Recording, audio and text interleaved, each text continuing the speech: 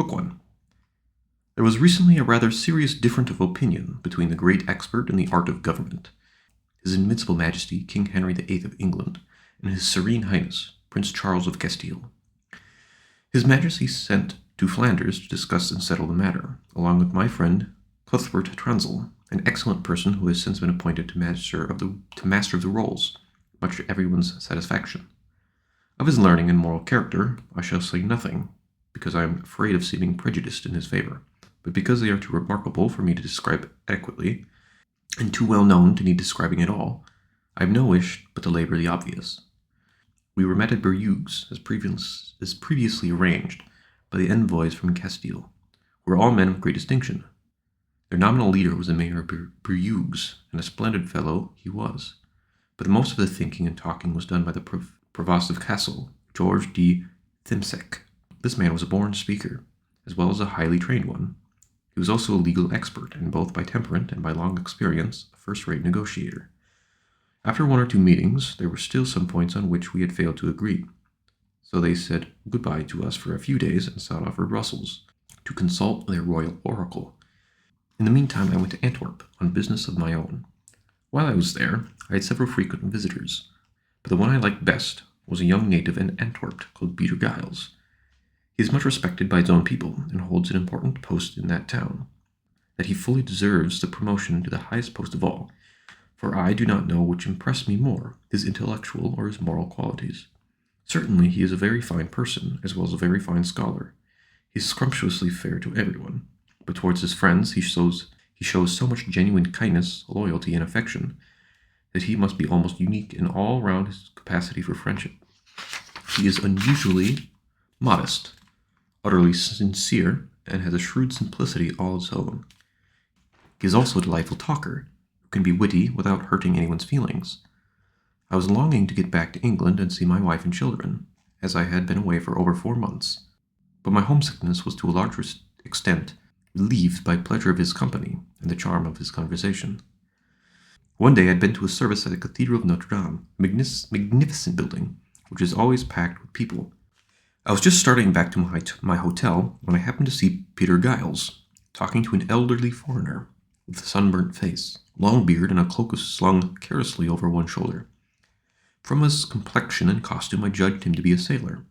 At this point, Peter caught sight of me. He immediately came up and said good morning, then before I had time to reply, drew me a little further away.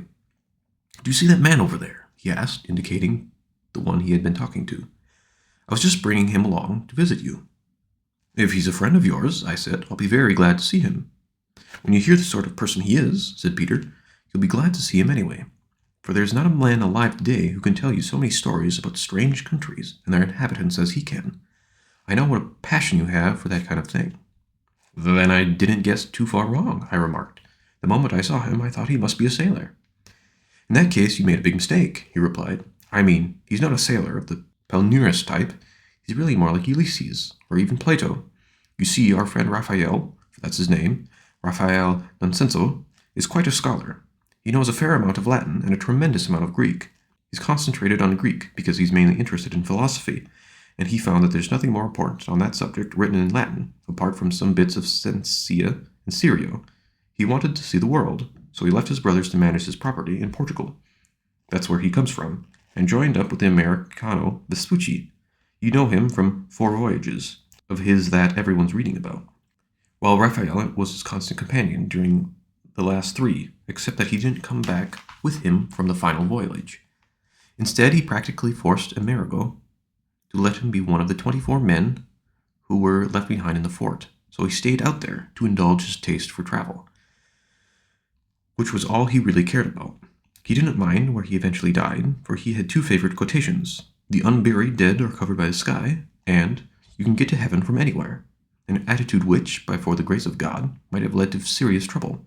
Anyway, when Vespucci had gone, Raphael did a lot of exploring with 5 other members of the garrison. Finally, by an amazing stroke of luck, they turned up in Clayton. From there, he made his way to Calcutta, where he was fortunate enough to have some Portuguese ships, and so, quite unexpectedly, got a passage home. "Well, thank you very much," I said. "I'll certainly enjoy talking to a man like that. It's most kind of you to give me a chance of doing so." I then walked up to Raphael and shook hands with him. After making a few stock remarks, as people generally do when they first introduced, we adjourned to the garrison of my hotel, which we sat down on a bench covered with a layer of turf, and began to talk more freely. First of all, Raphael told us what had happened to him and the other men on the fort, from the point where Vespucci left them. By polite and friendly behavior, they gradually started integrating themselves with the local inhabitants. Soon relations were not merely peaceful, but positively affectionate. They got on particularly well with a certain king, whose name and nationality have slipped my memory. He most generously provided Raphael and his 5 fellow explorers with food and money for their journeys, which involved the use of boats as well as carriages. He also supplied a most reliable guide, who was told to put them in touch with various other kings, and were given letters of introduction. Thus, after traveling for many days, they came to some large towns and densely populated areas, with quite a high standard of political organization. Apparently, at the equator, and throughout most of the torrid zone, you find vast deserts parched by perpetual heat. Everything looks grim and desolate. There are no signs of cultivation, and no animal life, except for snakes and wild beasts, or equally wild and dangerous human beings. But if you go on a bit further, things gradually improve. The climate becomes less extreme, and the earth grows green and pleasant. Human beings and animals are not so fierce. Finally, you come to people living in towns and cities, who are constantly engaged in trade, both by land and by sea, not only with one another or with their immediate neighbors, but even with that of quite distant countries. This gave me the chance, said Raphael, of traveling about all over the place, for whenever I found a ship just setting sail, I asked my friends that I might go on board, and they were all always glad to let us. The first ships we saw were flat-bottomed, with sails made of papyrus leaves stitched together, or else of wickerwork, or in some cases of leather. But the ones we came across later had sharp keels and canvas sails, and were generally just like ours. The sailors out there had a good knowledge of winds and tides, but I made myself extraordinarily popular with them by explaining the use of the magnetic compass. They'd never heard of it before, and for that reason they'd always been rather frightened of the sea, and seldom risked going on it except during the summer. But now they put such faith in their compasses that they might think nothing of winter voyages, although this new sense of security is purely subjective. In fact, their overconfidence threatens to convert an apparently useful invention into a source of disaster. It would take too long to repeat everything he told us about each place. Besides, that is not the purpose of this book. I may conceivably do so in another one, emphasizing the most instructive parts of the story, such as the sizable arrangements that he noticed in various civilized communities. These were the points on which we questioned him most closely, and he enlarged most willingly. We did not ask him if he had seen any monsters, for monsters has ceased to be news.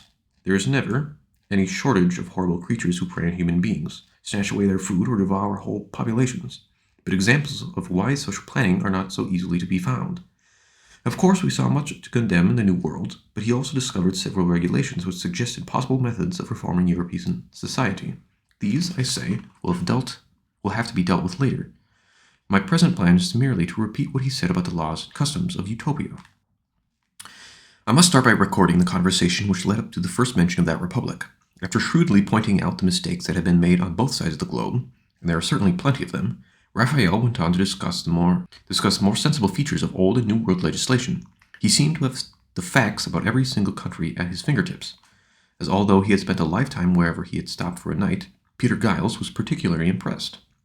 Peter: My dear Raphael, I can't think of why you don't enter the service of some king or other. I'm sure any king would jump to the chance of employing you. With your knowledge and experience, you'd be just the man to supply not only entertainment, but also instructive precedents and useful advice. At the same time, you could be looking after your own interests, and be a great help to all your friends and relations. Raphael: I'm not really worried about them. I feel like I've done my duty to them by them already. Most people hang on to their property until they're too old and ill to do so any longer. Even then, they relinquish it with a very ill grace. But I shared out mine among my friends and relations when I was so young and healthy. I think they should be satisfied with that. They can hardly expect me to go a stage further and become a king's slave to their benefit. Peter: God forbid! Service, not servitude, was what I suggested. Raphael: A few letters didn't make all that difference. Peter: Well, call it what you'd like. I still think it's your best method of helping other people, both individually and collectively, and also making life pleasanter for yourself. Raphael: How can I do that by acting against all my instincts? At present, I live exactly as I please, which is more, I suspect, the vast majority of court officials can say. Besides, kings have quite enough people competing for their friendship already. It won't be any serious hardship for them to do without me and a handful of others like me. More. My dear Raphael, you're obviously not interested in money or power, and I can't respect you more if you were the greatest king on earth. But surely it would be quite in keeping with this admirably philosophical attitude you could bring yourself, or even at the cost of some personal inconvenience, to apply your talents and energies to public affairs. Now, the most effective way of doing so would be to gain the confidence of some great king or other, and give him, as I know you would, really good advice. For every king is a sort of fountain, from which a constant shower of benefits or injuries rains down upon the whole population. And you've got so much theoretical knowledge and so much practical experience that either of them would be enough to make your ideal member of any privy council. Raphael, you're quite mistaken, my dear Moore. First about me, and then about the job yourself. And about the job itself. I'm not so highly qualified as you seem to think, and if I were, I still shouldn't do the slightest good to the community by giving myself a lot of extra work. To start with, most kings are more interested in the science of war, which I don't know anything about, and don't want to, than in useful peacetime techniques. They're far more anxious, by hook or by crook, to acquire new kingdoms than to govern their existing ones properly. Besides, privy councillors are either too wise to need or too conceited to take advantage from anything else. Although, of course, they're always prepared to suck up to the king's special favorites by agreeing to the silliest things they say. After all, it's only natural instinct to be charmed by one's own productions. That's why raven chicks are such a delight to their parents. Mother apes find their babies exquisitely beautiful, so that you have a group of people who are deeply prejudiced against everyone else's ideas, or at any rate prefer their own. Suppose in such company you suggest a policy that you've seen adopted elsewhere, or for which you can quote a historical precedent. What will happen? They'll behave as though their professional reputations were at stake, and they'd look fools for the rest of their lives if it couldn't raise some objection to your proposal.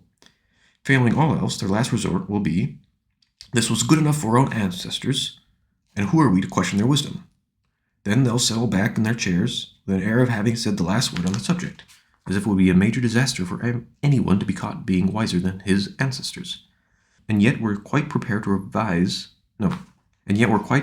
reverse their most sensible decisions.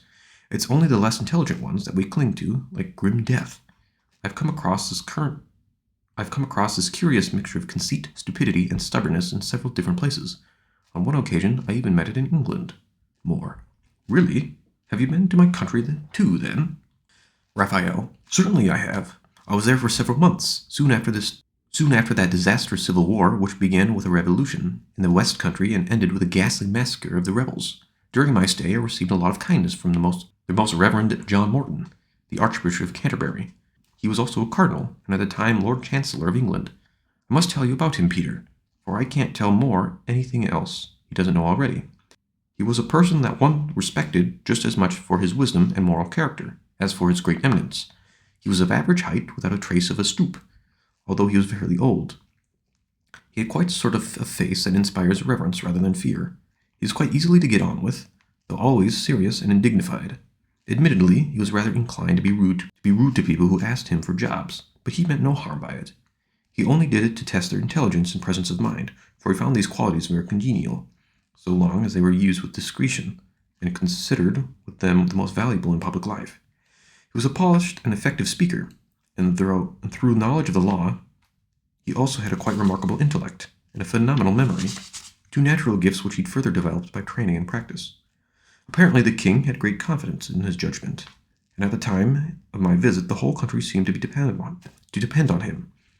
This was hardly surprising, since he'd been rushed straight from the university to court when he was not much more than a boy, and had spent the rest of his life in the public service, learning wisdom the hard way, by having to cope with long series of crises. And what one learns like that isn't easily forgotten. I once happened to be dining with the cardinal when a certain English lawyer was there. I forgot how the subject came up, but he was speaking with great enthusiasm about the stern measures that then were being taken against thieves. We're hanging them out all over the place, he said. I've seen as many as 20 on a single gallows, and that's what I find so odd, considering how few of them get away with it. Why are we still plagued with so many robbers? What's odd about that? I asked, for I never hesitated to speak freely in front of the cardinal. This method of dealing with thieves is both unjust and socially undesirable. As a punishment, it's too severe. As a deterrent, it's quite ineffective. Petty larceny isn't bad enough to deserve the death penalty, and no penalty on earth will stop people from stealing, if it's their only way of getting food. In this respect, you English, like most other nations, remind me of incompetent schoolmasters, who prefer canning their pupils to teaching them. Instead of inflicting these horrible punishments, it would be far more to the point to provide everyone some means of livelihood, so that nobody's under the frightful necessity of becoming first a thief and then a corpse. There's adequate provision for that already, replied the lawyer. There are plenty of trades open to them. There's always work on the land. They could easily earn an honest living if they wanted to, but they deliberately choose to be criminals. You can't get out of it like that, I said. Let's ignore, for the sake of argument, the case of a disabled soldier who has lost a limb in the service of the king and country, either at home or abroad.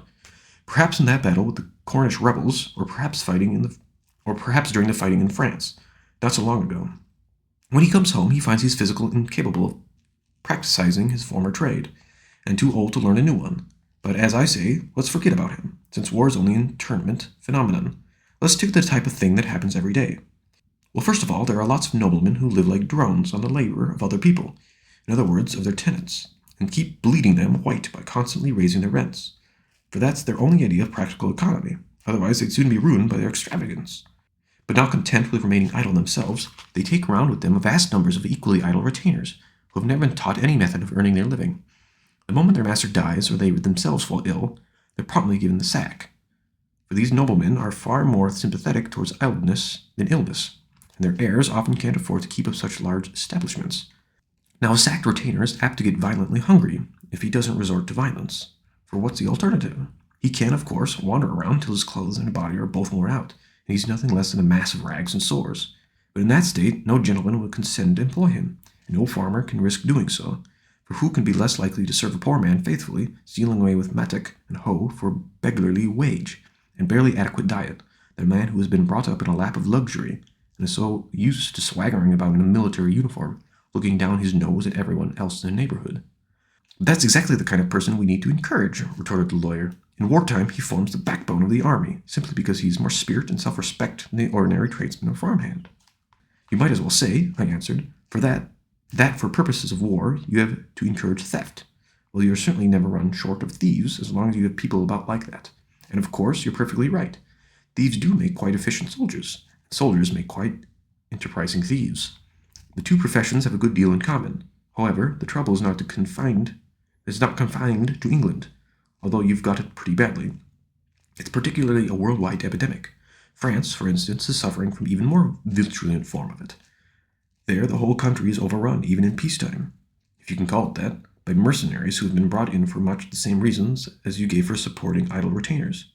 You see, the experts decided, in the interests of public safety, they must have a powerful standing army, consisting mostly of veterans, for they put little faith in raw recruits, that they deliberately start wars to give their soldiers practice, and make them cut throats, just to keep their hands in, as Sallust rather nicely puts it.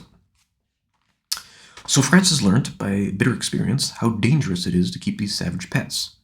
But there are plenty of similar object lessons in the history of Rome, Carthage, Syria, and many other countries. Again and again, standing armies have seized some opportunity of overthrowing the government that employed them, devastating its territory, and destroying its towns, and yet it's quite unnecessary. That's obvious enough from the fact that for all their intensive military training, the French can often claim to have beaten your wartime conscripts. I won't put it more strongly than that, for fear of seeming to flatter present company. Besides, it is not generally thought that either of the types you mentioned, the tradesman in the town or the ignorant farmhand in the country, is actually so very frightened of the retainers in question, unless his physical strength isn't equal to his courage, or his spirits have been broken by privations at home. The fact is that though these retainers start off with powerful physiques, for no gentleman would stoop to correct an inferior specimen, they soon get soft and flabby by sitting around doing nothing, or nothing that a woman couldn't do. So there's really not much risk of losing all their manhood. If they were taught useful trades, they might work like men. In any case, I don't see how it could possibly be in the public interest to prepare for war, which you needn't have unless you want to, by maintaining innumerable disturbers of the peace, when peace is so infinitely more important. But that's not the only thing that compels people to steal. There are other factors at work which must, I think, be particular to your country. And what are they? Asked the cardinal. Sheep, I said. These placid creatures, which used to require so little food, have now apparently developed a raging appetite and turned into man-eaters. Fields, houses, towns, everything goes down their throats. Put it more plainly, in those parts of the kingdom where the finest and so most expensive wool is produced, nobles and gentlemen, not to mention several saintly abbots, have grown dissatisfied with the income that their predecessors got out of their estates. They're no longer content to lead lazy, comfortable lives, which do no good to society. They must actively do it harm, by enclosing all the land they can for pasture, and leaving none for cultivation. They're even tearing down houses and demolishing whole towns, except, of course, for the churches, which they preserve for use as sheepfolds, as though they didn't waste enough of your soil already on their converts and game preserves. These kind of souls have started destroying all traces of human habitation and turning every scrap of farmland into a wilderness. So what happens? Each greedy individual preys on his native land like a malignant growth, absorbing field after field and enclosing thousands of acres with a single fence.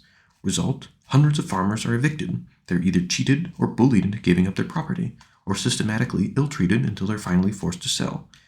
Whichever way it's done, the poor creatures have to go, men and women, husbands and wives, widows and orphans, mothers and tiny children, together with all their employees, whose great numbers are not a sign of wealth, but simply out of the fact that you can't run a farm without plenty of manpower. Out they have to go from the houses they well know, so they can't find anywhere else to live.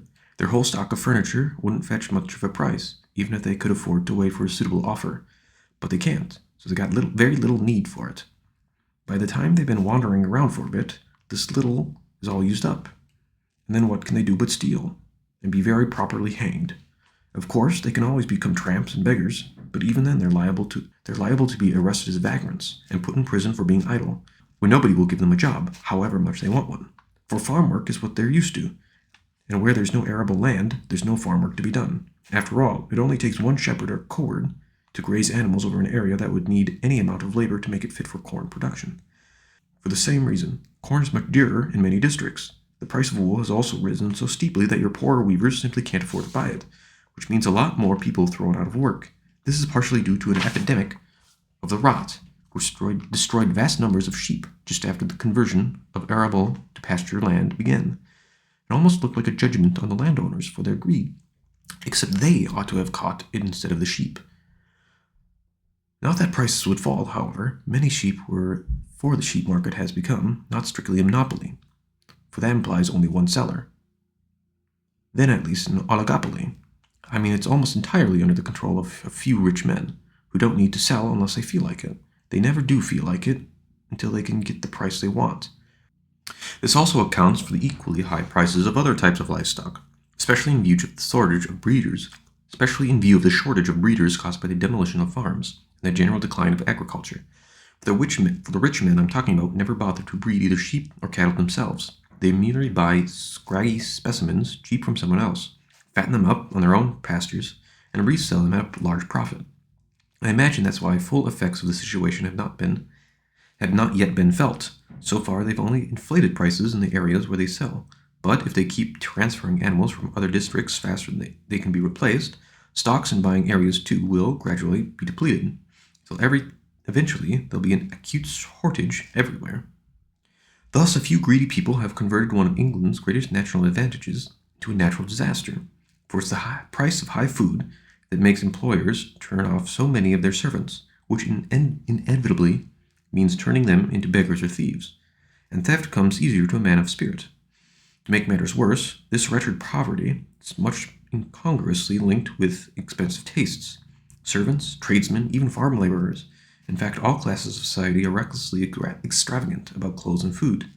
Then think how many brothels there are, including those that go under the names of wine taverns or alehouses. Think the demoralizing games people play: dice, cards, backgammon, tennis, bowls, quoits. What are they but quick methods of wasting a man's money and sending him straight off to become a thief? Get rid of these pernicious practices. Make a law that anyone responsible for demolishing a farm or a country town must either rebuild it himself or else hand over the land to someone who's willing to do so. Stop the rich from cornering markets and establishing virtual monopolies. Reduce the number of people who are kept doing nothing. Revive agriculture and the wool industry, so that there's plenty of honest, useful work for the great army of unemployed. by which I mean not only existing thieves, but tramps and idle servants, who are bound to become thieves eventually. Until you put these things right, you're not entitled to boast of the justice meted out to thieves, for it's justice more specious than real or socially desirable. You allow these people to be brought up in the worst possible way, and systematically corrupted from their earliest years. Finally, when they grow up and commit the crimes they were obviously destined to commit, ever since they were children, you start punishing them. In other words, you create thieves, and then punish them for stealing. Long before I finished, the lawyer was ready with his answer. He was evidently one of those people whose method of argument consists in repeating what you've said, rather than replying to it, as though having a good memory were all that mattered. That was a very fine effort, he said, especially for a foreigner whose information is bound to be second-hand, and therefore inaccurate, as I'll very briefly demonstrate. I'll begin by running through the various points you've made. Then I'll show where you've gone wrong through your ignorance of local conditions, and finally I refute all of your arguments, proceeding in that order. I think you've made 4. Just a moment, interrupted the Cardinal. After such an introduction, your reply seems unlikely to be as brief as you suggest, so don't bother to produce it now. Keep it fresh for your next meeting. Why not make it tomorrow, if you're both free then? Meanwhile, my dear Raphael, I'd very much like to hear just why you object to capital punishment for theft, and what penalty you think would be more to the public interest. For even you, I take it, feel that stealing should be stopped. And since it goes on merrily in spite of the death penalty, what power on earth could stop it? What possible deterrent could be effective if the fear of death were removed? Surely any reduction of sentence would be interpreted as a positive invitation to crime. Your Grace, I said, it seems to me quite unjust to take a man's life because he has taken some money. To my mind, no amount of property is equivalent to human life.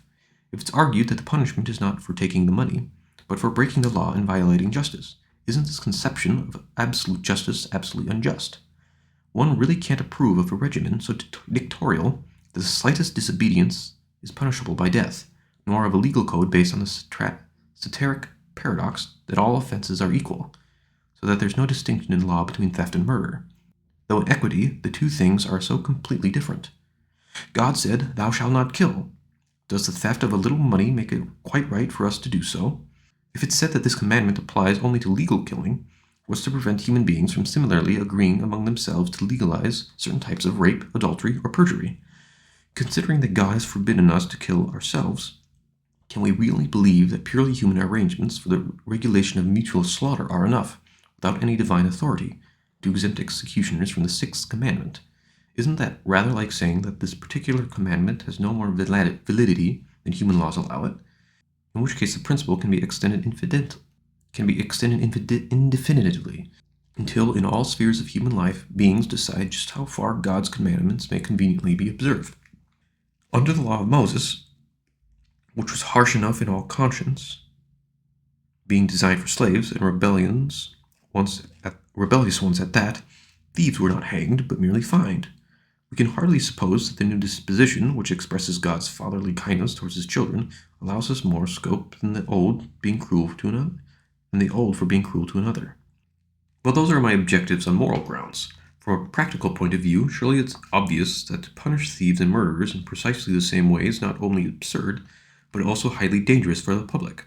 If a thief knows that a conviction for murder will get him into no more trouble than a conviction for theft, he's naturally impelled to kill the person he's otherwise merely not have robbed. It's no worse for him if he's caught, and it gives him a better chance of not being caught, and of concealing the crime altogether by eliminating the only witness.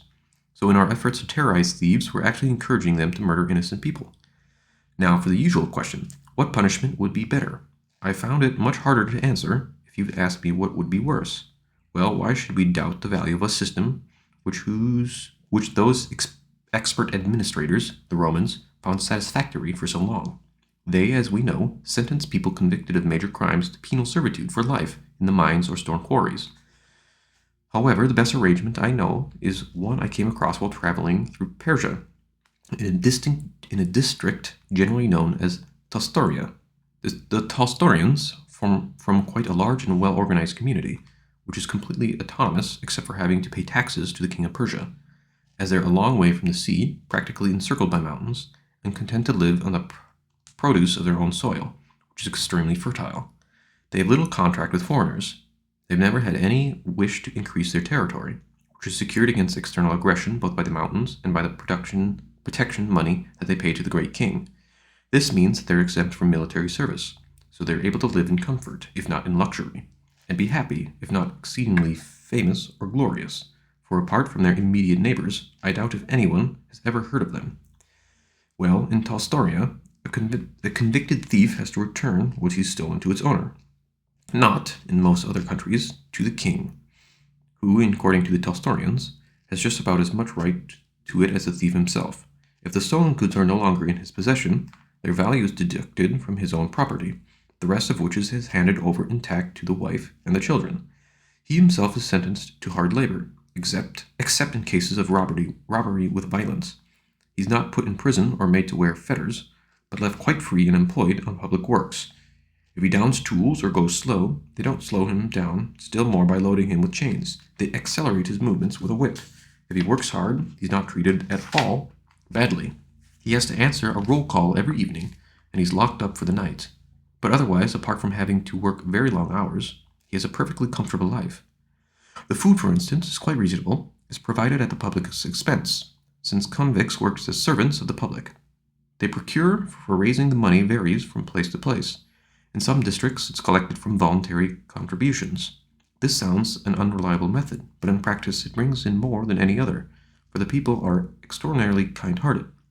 Elsewhere, certain public revenues are set aside for the purpose, or special poll tax is levied. There are also some places where, instead of being employed on public works, convicts are hired out to private enterprise. Anyone needing their services goes to the marketplace and engages them by the day, at a rather lower wage than we would pay for free labor. He's also allowed to whip them if they don't work hard enough. This system ensures that they're never out of work. Their meals are provided for them, and each convict makes a daily contribution to public funds. They all wear clothes of a special color, which nobody else wears. Their heads aren't actually shaved, but the hair is clipped short just above the ears, and a tiny piece is cut off one of them. Their friends are allowed to give them food and drink and clothes of the regulation color, but it's a capital crime for anyone to give them money, or for them to accept it. So it is for free men to accept money on any pretext from slaves, as convicts are usually called, or for slaves to touch any kind of a weapon. Each slave is given a badge to show which district he belongs to, and it's a capital crime to take one's badge off, to be seen outside one's district, or to speak to a slave from another district. As for running away, it is just as risky to plan as it is to do it. The penalty for being an accessory to such plan is death for a slave, and slavery for a free man, whereas, by betraying an escape project, you can earn a reward in cash if you're a free man, or for your freedom if you're a slave. In either case, the informer receives a pardon for his part in the plot, on the principle that it must always be safer to abandon a criminal undertaking than to go ahead with it. Well, that's how the system works, and it's obviously most convenient and humane. It comes down heavily on crime, but it saves the lives of criminals, treating them in such a way that they're forced to become good citizens and spend the rest of their lives making up for the harm they've done in the past. In fact, there's so little risk of their relapsing to their old habits that they're generally regarded as the safest possible guides for long-distance travels, who employ them in relays, one for each district they pass through. You see, slaves have no faculties for highway robbery.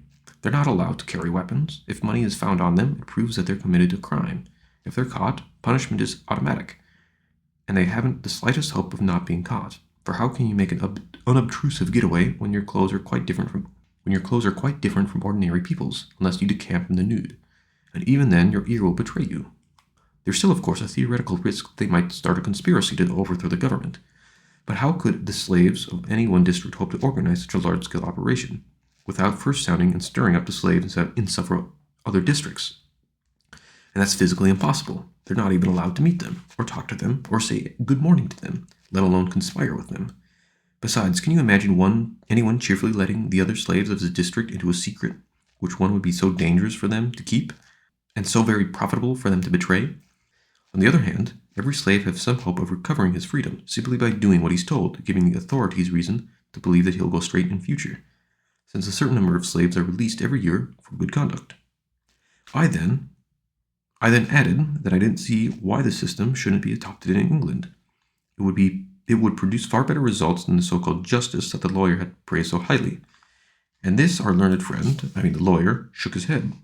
Such is a system, he announced with a smile of contempt, could never be adopted in England without serious danger to the country. This was all that he said, and practically everyone else agreed with him. Then the cardinal gave his opinion. It's hard to predict, he said, without giving it a trial, whether it would work or not. But suppose the king were to postpone the execution of death sentences for an experimental period, having first abolished all rights of asylum.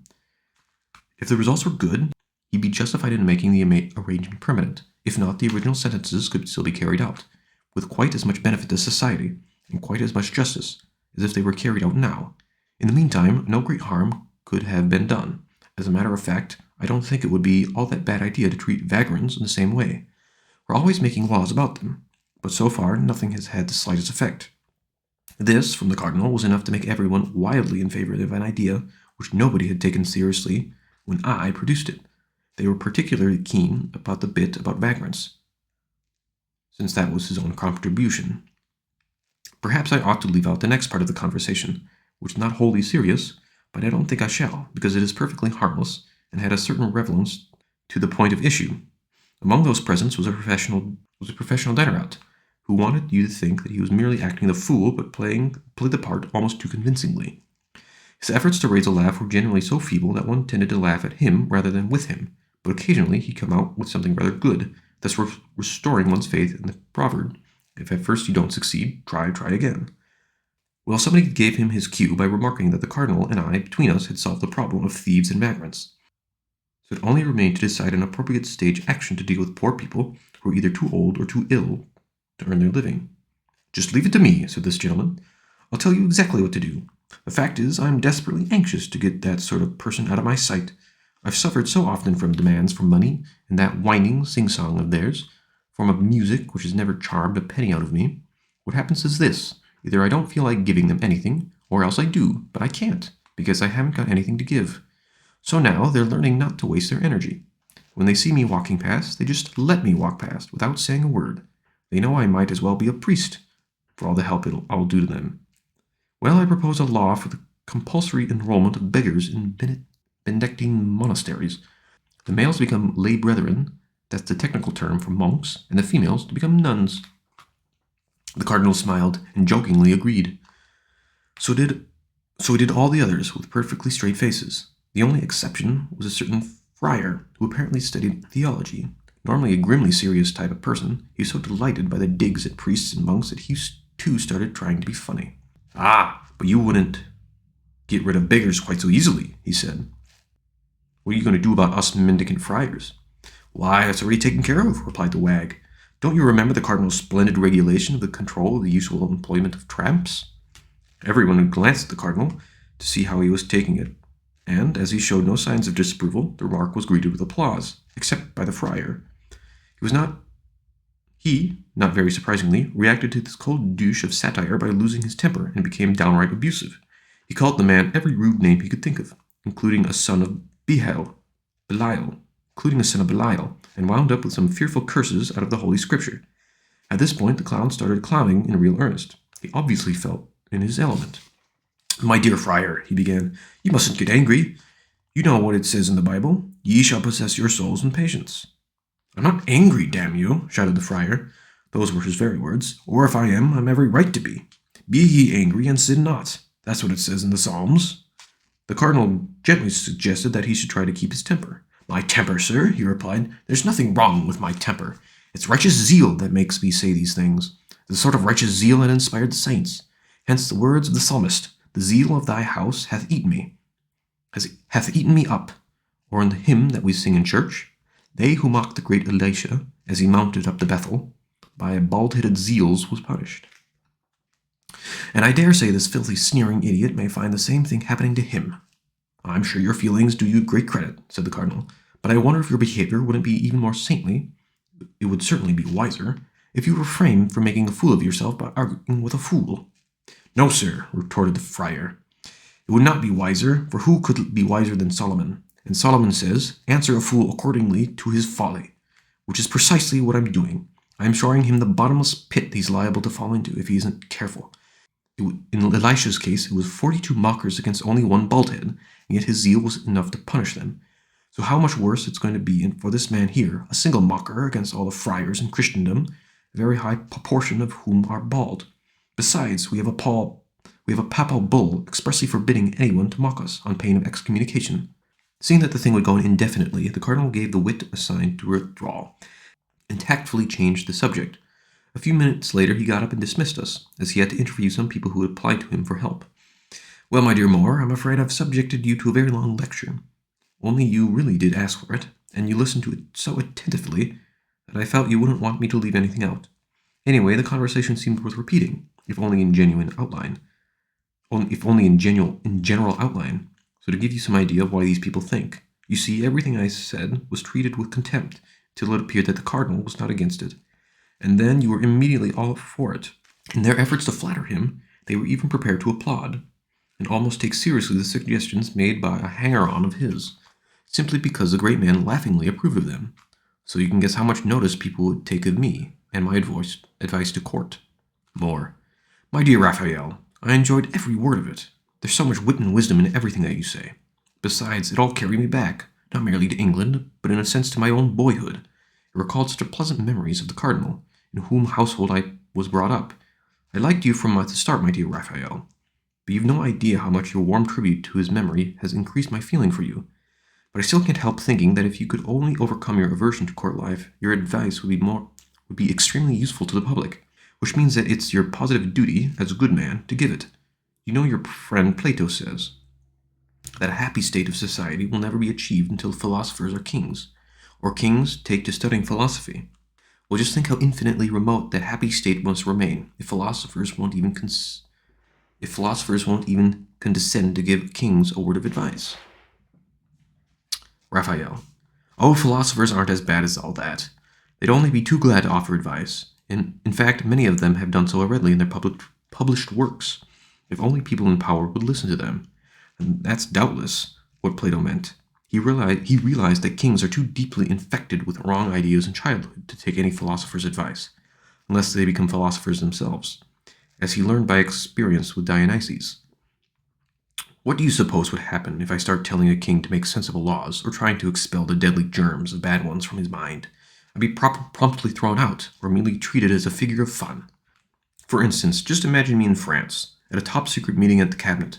The king himself is in his chair, and round the table sit all his expert advisers, earnestly discussing ways and means of solving the following problems.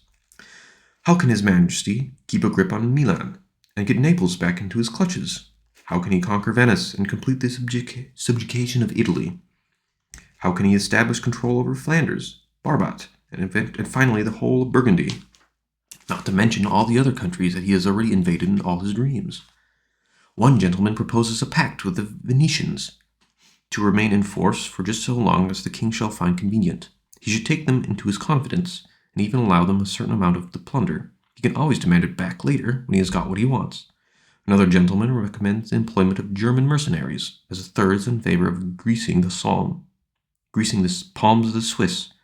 A fourth advises His Majesty to propagate the Holy Roman Empire with a sacrifice of gold.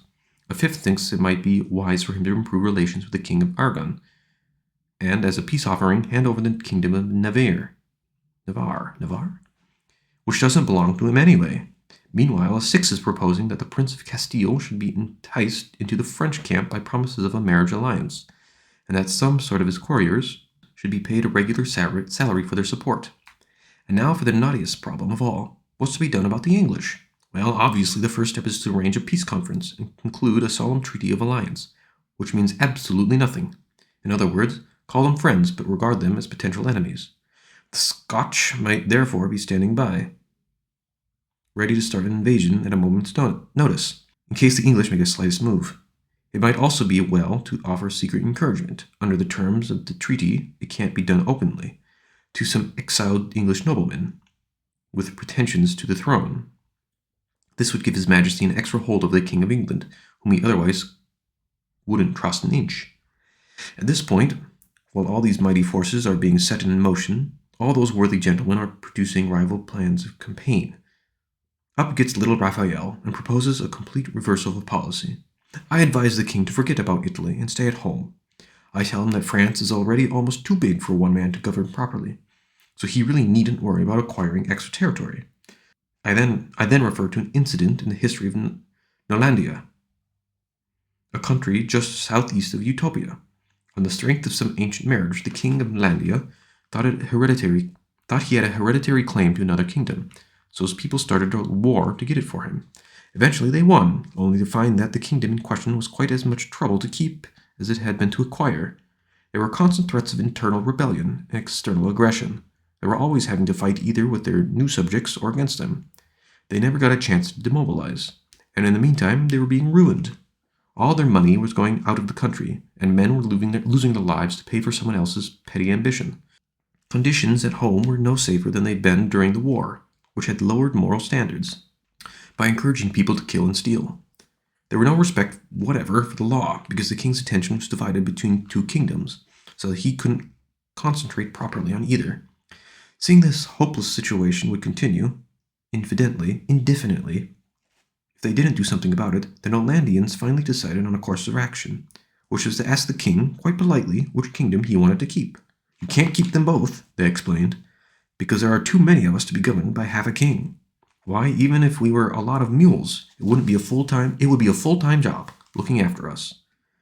So that exemplary monarch was forced to hand over the new kingdom to a friend of his, who was very soon thrown out, and made do with the old one. I also remind the French king that even if he does start all these wars and create chaos in all these different countries, he's still quite liable to find at the end that he has ruined himself and destroyed his people for nothing. I therefore advise him to concentrate on the kingdom that his ancestors handed down to him, and make it as beautiful as prosperous as he can, to love his subjects and deserve their love, to live among them and govern them kindly, and to give up all ideas of territorial expansion, because he has got more than enough to deal with already. Now tell me, my dear Moore, how do you think he'll react to my advice? Moore: not terribly well, I must admit. Raphael: now let's imagine another situation. Suppose some king's financial advisors are discussing how to increase his capital. One suggests raising the value of the currency, when the king has to pay money out, and lowering it abnormally when payments are due to him. This will have the effect of increasing his receipts and reducing the cost of meeting his liabilities. The second suggests the king should pretend to start a war. This will give him an excuse for levying extra taxes. Then, at his own convenience, he can solemnly make peace, while posing, for the benefit of lower orders, as a kind ruler who can't beat the thought of his bloodshed. A third reminds him of some moth-eaten old law, which has long been obsolete, which everybody breaks, because nobody's aware of its existence, and urges him to collect the fines so incurred. It will greatly rebound his credit, in a moral as well as a financial sense, for the operation will be carried out under the cloak of justice.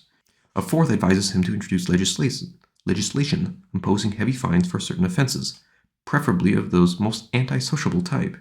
He can then sell exemption for such laws to anyone who finds them inconvenient. This will ensure his popularity with the general public, while providing a double source of revenue. For first, he'll get the fines collected from profiteers who fall into his trap, and secondly, he'll get the money paid for special dispensations. The price of those will vary in proportion to the king's moral character. The higher his principles, the more reluctant he'll be to let anyone act against his public interest, so the more dispensation will cost. The fifth recommends him to get some hold over judges, so they'll always give a verdict in his favor. He should also invite them to the palace and consult them about his legal position. He may be quite obviously in the wrong, but if one of the judges is sure to discover a loophole which will serve to defeat justice, whatever motives he may have for doing so, a passion for contradiction, dislike for the obvious, or a simple wish to please, the result will be the same. Soon every judge will be voicing a different opinion. A perfectly clear case will seem to be controversial, and the plainest facts will be questioned. This will give a king a splendid chance at interpreting the law to his own advantage. Everyone else will agree, from either fear or politeness, and eventually this interpretation will boldly pronounce on the bench. After all, there are so many ways of justifying a verdict for the crown. One can either appeal to equity, or to the letter of law, or to some perversion of its meaning, or, in the last resort, a principle which carries more weight with conscientious judges than any law on earth: the indisputable royal prerogative. There's unanimous support for the doctrine of Crassus, that you can never have enough money if you got an army to maintain. It's also generally agreed that a king can do no wrong, however much he may want to, because everything belongs to him, including every human being in the country, and private property does not exist, except insofar as he is kind enough not to seize it. He should always reduce such provisional private property to a minimum, since his safety depends on preventing his subjects from having too much wealth or freedom. These things make people less willing to put up with injustice, oppression, whereas poverty and privation make them dull and submissive, and stifle the noble spirit of rebellion. At this point, I get up again and say that it would be most unwise as well as most immoral for the king to do any of these things, because his prestige and security depend less on his own than on his subjects' wealth. Why do you suppose they make you king in the first place? I ask him. Not for your benefit, but for theirs. They meant you to devote your energies to making their lives more comfortable and protecting them from injustice. So your job is to see that they're right. To see that they're all right, not that you are, just as a shepherd's job, strictly speaking, is to feed his sheep, not himself. As for the theory that peace is preserved by keeping the people poor, it's completely contradicted by the facts. Beggars are far the most quarrelsome section of the community. Who is more likely to start a revolution? The man who's discontented with his present living conditions? Who could have a stronger impulse than to turn everything upside down in the hope of personal profit? The man who's got nothing to lose. No, if a king is so hated or despised by his subjects that he can't keep them in order, unless he reduces them to beggary by violence, extortion, and confiscation, he'd far better abdicate. Such methods of staying in power may preserve the title, but they destroy the majesty of a king. There's nothing majestic about ruling a nation of beggars. True majesty consists in governing the rich and prosperous. That's what that admirable character Fabricius meant when he said he'd rather govern rich men than be one. Certainly a man who enjoys life of luxury while everyone else is moaning and groaning round him can hardly be called a king. He's more like a jailer. In short, it's a pretty poor doctor who can't cure one disease without giving you another, and a king who can't suppress crime without lowering his standards of living should admit that he doesn't know how to govern free men. He should start by suppressing one of his own vices, either his pride or his laziness, for those are the faults most liable to make a king hated or despised. He should live on his own resources, without being a nuisance to others. He should adapt his expenditure to his income. He should prevent crime by sound administration, rather than allow it to develop and start punishing it. He should hesitate to enforce any law which has long been disregarded, especially if people have got on perfectly well without it. And he should never invent a crime as an excuse for imposing a fine. No private person would be allowed to do anything so dishonest. I then proceed to tell him about a system they have in Happyland, a country not far from Utopia. There the king has to swear a solemn oath at his coronation that he'll never keep more than 1,000 pounds of gold in his treasury, or an equivalent amount of silver. Apparently the system was started by an excellent king of theirs, who cared more about the country's welfare than his own. He thought it would prevent an accumulation of royal wealth on such a scale as to cause national poverty, and chose that particular figure because he reckoned it would be enough to surpass a revolution or repel an invasion, but not enough to inspire a king with thoughts of foreign conquest. That his main idea, not his only one, he also hoped this arrangement would ensure that there was always enough money in circulation for ordinary purposes of exchange, and that the king would have no motive for raising money unfairly, since he wouldn't be allowed to keep any capital in excess of the statutory limit. Now there you have the type of king who's feared by bad men and loved by good ones. If I said things like that to people who were quite determined to take the opposite view, do you think they'd listen to me? More. Of course they wouldn't, and I can't say I'd blame them. Frankly, I don't see the point of saying things like that, or of giving advice that you know they'll never accept. What possible good could it do? How can they be expected to take in a totally unfamiliar line of thought which goes against all their deepest prejudices?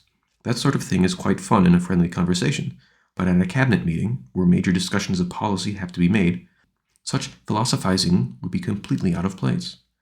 Raphael, that's exactly what I was saying. There's no room at court for philosophy. More. There's certainly no room for the academic variety, which says it thinks irrespective of circumstances. But there is a more civilized form of philosophy which knows the dramatic context, so to speak, tries to fit in with it, and plays an appropriate part in the current performance. That's the sort you should go for. Otherwise, it would be like interpreting some comedy by Plautus, in which a lot of slaves were fooling about by rushing on to the stage dressed up as a philosopher, spouting a bit of the scene in the Octavia, where Sinisa is arguing with Nero. Surely it would be better to keep your mouth shut altogether than to turn the thing into a tragicomedy, but interpolating lines from a different play. For, ever if your contribution were an improvement on what had gone before, the effect would be so incongruous that you'd ruin the whole show. No, do the best you can to make the present production a success. Don't spoil the entire play just because you happen to think of another one that you'd enjoy rather more. The same rule applies to politics and life at court. If you can't completely eradicate wrong ideas or deal with inveterate vices as effectively as you could wish, there's no reason for turning your back on public life altogether. You wouldn't abandon a ship in a storm just because you can't control the winds. On the other hand, it's no use in attempting to put across entirely new ideas, which will obviously carry no weight with people who are prejudiced against them. You must go to work indirectly. You must handle everything as tactfully as you can. And what you can't put right, you must try to make as little wrong as possible, for things will never be perfect until human beings are perfect, which I don't expect them to be for quite a number of years. Raphael. The only advantage of that method would be that I mightn't find it quite so maddening as to think a real effort to cure other people's madness. But if I'm to speak the truth, I'll have to say the sort of things you object to. I don't know whether it's right for a philosopher to tell lies, but it's certainly not my way. Besides, though they might be annoyed by what I said, I don't see why it should be thought so fantastically out of the ordinary. It's not as if I'd recommend the system operated in Plato's imaginary republic, or in Utopia today. Now that, while undoubtedly better than ours, might well strike them as rather odd, because it's based on communal ownership instead of private property. Of course they wouldn't like my proposals. Having set their hearts on a certain course of action, they'd naturally resent being shown the dangers that lay ahead, and told to give the whole thing up. But apart from that, what did I say that couldn't or shouldn't be said in any company? If we're never to say anything that might be thought unconventional for fear of sounding ridiculous, we'll have to hush up, even in a Christian country, particularly everything that Christ taught. But that was the last thing he wanted. Didn't he tell his disciples that everything he had whispered in their ears should be proclaimed on the housetops? And most of his teaching more at variance with modern conventions than anything I suggested, except insofar as his doctrines have been modified by ingenious preachers, doubtless on your own recommendation. We'll never get a human behavior in line with Christian ethics, these gentlemen might have argued, so let's adapt Christian ethics to human behavior. Then at least there'll be some connexation between them. But I can't see what good they've done. They've merely enabled people to sin with a clear conscience. And that's about all I could do at the cabinet meeting. For I'd either have to vote against my colleagues, which would be the equivalent to not voting at all, or else I'd have to vote with them, in which case, like in Marco di Terence, I'd be aiding and abetting insanity. As for working indirectly, and when things can't be put right, handling them so tactfully that there is little wrong as possible, I don't quite see what that means. At court, you can't keep your opinions to yourself, or merely connive at other people's crimes. You have to give open support to deplorable policies, and subscribe to utterly monstrous resolutions. If you don't show enough enthusiasm for a bad law, you'll be taken for a spy or even a traitor. Besides, what chance have you got for doing any good? When you're working with colleagues like that, you'll never reform them. You're far more likely to corrupt you. They're far more likely to corrupt you, however admirable a character you are. By associating with them, you'll either lose your own integrity, or else have it used to conceal their folly and wickedness. So much for practical results of your indirect method. That's a delightful image in Plato, which explains why a sensible person is right to steer clear of policies, to steer clear of politics. He sees everyone else rushing into the street and getting soaked in the pouring rain. He can't persuade them to go indoors and keep dry. He knows if he went out too, he'd merely get equally wet. So he just stays indoors himself, and, as he can't do anything about it, as he can't do anything about other people's stupidity, comforts himself with the thought, well, I'm all right anyway. Though, to tell you the truth, my dear Moore, I don't see how you can ever get any real justice or prosperity, so long as there's private property and everything is judged in terms of money, unless you consider it for the worst sort of people to have the best living conditions, or unless you're prepared to call a country prosperous in which all the wealth is owned by the tiny minority, who aren't entirely happy even so, while everyone else is simply miserable. In fact, when I think of the fair and sensible arrangements in Utopia, where things are run so efficiently, with so few laws and recognition of individual merit is combined with equal prosperity for all, when I compare Utopia with a great many capitalist countries, which are always making new regulations, but could never be called well regulated, where dozens of laws are passed every day, yet there are still not enough to ensure that one can either earn or keep or safely identify one's so-called private property. When I consider all this, I feel much more sympathy with Plato, and much less surprise at his refusal to legislate for a city that rejected egalitarian principles. It was evidently quite obvious to a powerful intellect like his that the one essential condition for a healthy society was equal distribution of goods, which I suspect is impossible under capitalism. For when everyone's entitled to get as much for himself as he can, all available property, however more there is of it, is bound to fall into the hands of a small minority, which means that everyone else is poor, and wealth will tend to vary in an inverse proportion to merit. The rich will be greedy, unscrupulous, and totally useless characters, while the poor will be simple, unassuming people whose daily work is far more profitable to the community than it is to them. In other words, I'm quite convinced that you'll never get a fair distribution of goods or satisfactory organization of human life until you abolish private property altogether. So long as it exists, the vast majority of the human race, and the vast superior part of it, will inevitably go on laboring under a burden of poverty, hardship, and worry. I don't say that the burden can't be reduced, but you'll never take it right off their shoulders. You might, of course, set a statutory limit to the amount of money or land that any one person is allowed to possess. You might, by suitable legislation, maintain a balance of power between the king and his subjects. You might make it illegal to buy or even to apply for a public appointment, and unnecessary for a state official to spend any money of his own. Otherwise, he's liable to recoup his losses by fraud or extortion, and wealth, rather than wisdom, becomes the essential qualification for such posts. Laws of that type will certainly relieve the symptoms, just as a chronic invalid gets some benefit from constant medical attention. But there's no hope for a cure so long as private property continues. But if you try to treat an outbreak in one part of the body politic, you merely exacerbate the symptoms elsewhere.